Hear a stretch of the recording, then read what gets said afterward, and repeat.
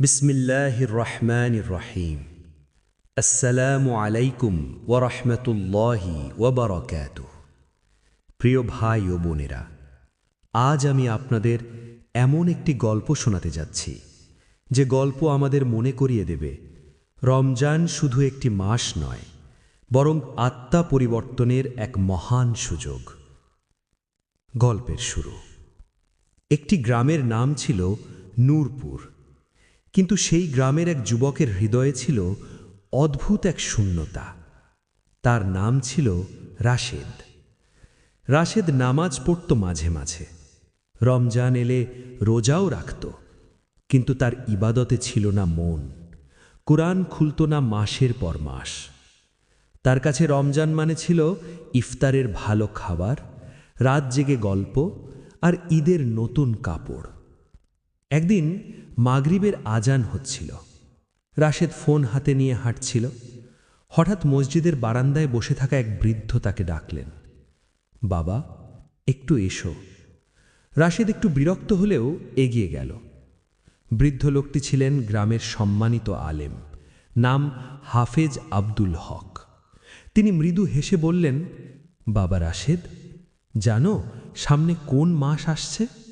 রাশেদ উত্তর দিল, রমজান। আলেম বললেন, তুমি কি জানো রমজান আসার আগে হৃদয় প্রস্তুত না করলে রমজান চলে যায়, কিন্তু বদল আসে না? এই কথাটি রাশেদের হৃদয়ে আঘাত করল। আলেম আবার বললেন, অনেক মানুষ রমজান পায়, কিন্তু রমজানের রবকে পায় না। আলেম সাহেব রাশেদকে একটি ঘটনা শোনালেন। তিনি বললেন, এক সাহাবী কাঁদছিলেন রমজান শেষ হওয়ার পরে। লোকেরা জিজ্ঞেস করল, এত কাঁদছেন কেন?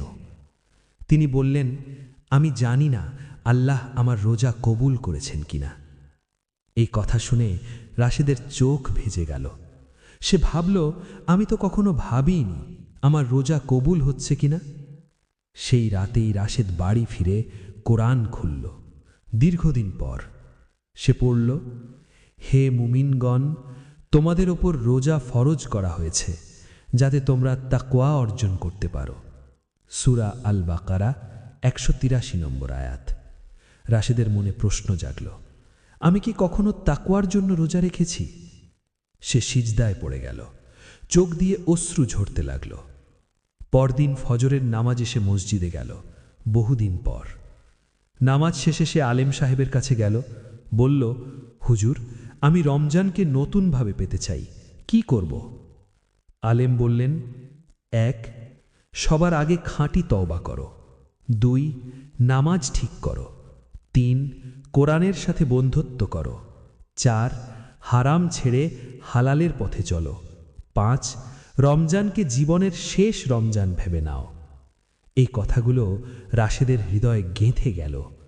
এবার রমজান এলো, কিন্তু এবার রমজান ছিল আলাদা। রাশেদ সাহারি খেত, কিন্তু শুধু খাওয়ার জন্য না, নিয়ত করত আল্লাহর সন্তুষ্টির জন্য। সে রোজা রাখত, চোখ, কান, জিহ্বা সব রোজা রাখত। তার ইফতার হতো কম খাবারে, বেশি দোয়ায়। রাতে সে তাহাজ্জুবে উঠত, চুপচাপ বলতো, হে আল্লাহ, আমাকে বদলে দাও, আমার হৃদয়কে জীবিত করে দাও। শেষ 10 রাত এলে রাশেদ ইতেকাফ করল। এক রাতে কাঁদতে কাঁদতে বলল, হে আল্লাহ, যদি আজ লাইলাতুল কদর হয়, আমাকে ক্ষমা করে দিও। তার মনে হচ্ছিল এই প্রথম সে সত্যিকারের রমজান পাচ্ছে। ঈদের নামাজ শেষে রাশেদ আলেম সাহেবের কাছে গেল। চোখে ছিল শান্তি। বলল, হুজুর, এবার মনে হচ্ছে আমি রমজান পেয়েছি। আলেম হাসলেন, বললেন, না বাবা, রমজান তোমাকে পেয়েছে। প্রিয় ভাই ও বোনেরা, এই গল্প আমাদের শিক্ষা দেয়, রমজান আসার আগে হৃদয় প্রস্তুত করা জরুরি। শুধু রোজা নয়, তাকওয়াই রমজানের উদ্দেশ্য। তওবা ছাড়া রমজান পূর্ণ হয় না। রমজান জীবন বদলানোর সুযোগ। আমরা জানি না এই রমজানই শেষ কিনা। রমজান আমাদের দরজায় কড়া নড়ছে। প্রশ্ন হলো, আমরা কি প্রস্তুত? আল্লাহ তাআলা যেন আমাদের সবাইকে রমজানের আগে প্রস্তুতি নেওয়ার তৌফিক দান করেন। আমিন।